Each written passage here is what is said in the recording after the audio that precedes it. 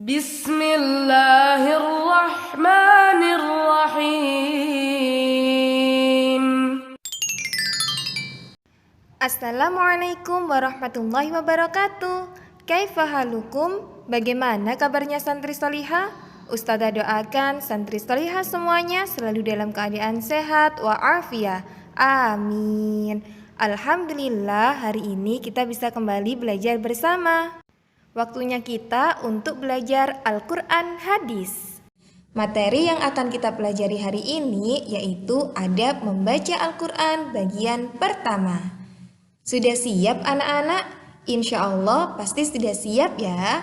Sebelum kita mulai, mari kita review terlebih dahulu materi sebelumnya, yaitu adab menyentuh dan membawa Al-Quran. Apa saja ya adab menyentuh dan membawa Al-Quran? Masih ingat anak-anak yang solihah? Insya Allah masih ingat ya.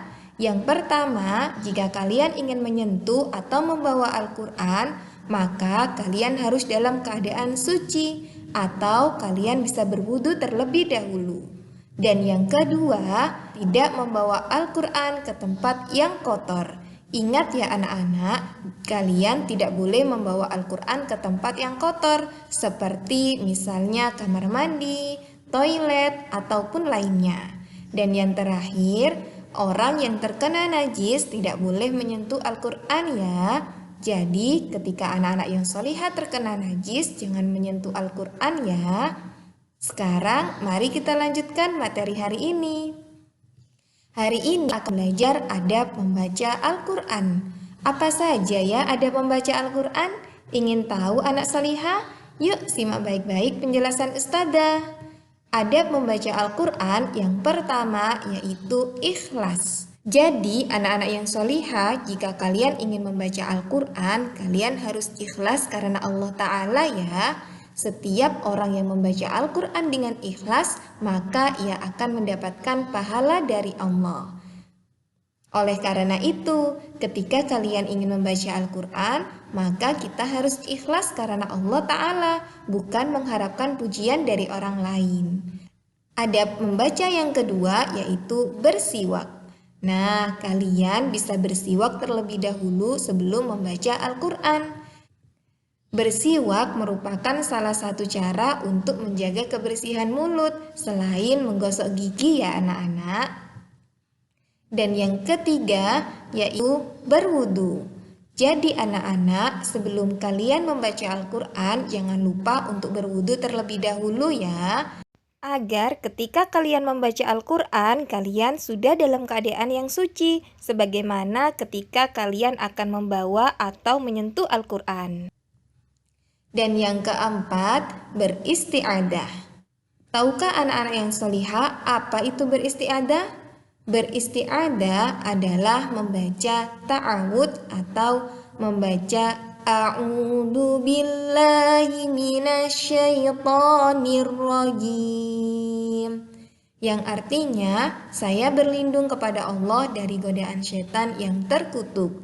Jadi anak-anak yang solihah, sebelum kalian membaca Al-Quran, jangan lupa untuk membaca ta'awud atau beristi'adah terlebih dahulu ya, agar ketika kalian membaca Al-Quran, kalian dilindungi oleh Allah Ta'ala dari godaan syaitan yang terkutuk, agar kita tidak malas untuk membaca Al-Quran.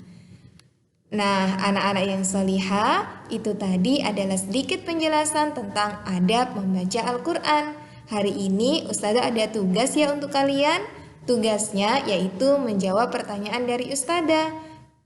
Tulis jawabannya saja ya. Silakan anak-anak siapkan buku dan juga alat tulis kalian. Ustazah bacakan pertanyaannya ya.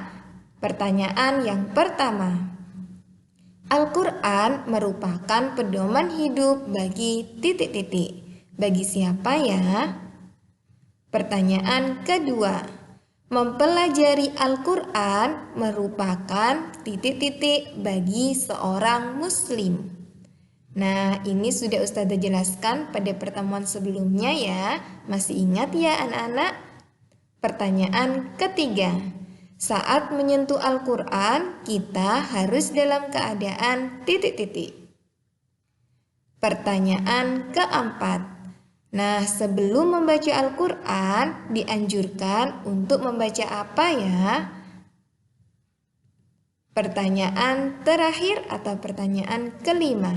Bersiwak merupakan salah satu adab membaca titik-titik. Mudah kan anak-anak salihah? Ustazah yakin kalian pasti bisa menjawabnya. Ma'an aja anak-anak. Alhamdulillah kita sudah selesai mempelajari adab membaca Al-Quran bagian pertama. Semoga apa yang kita pelajari hari ini menjadi ilmu yang bermanfaat ya. Barakallahu fikum anak-anak solihah. Selalu semangat ya dalam belajar. Ustazah akhiri. Wassalamualaikum warahmatullahi wabarakatuh.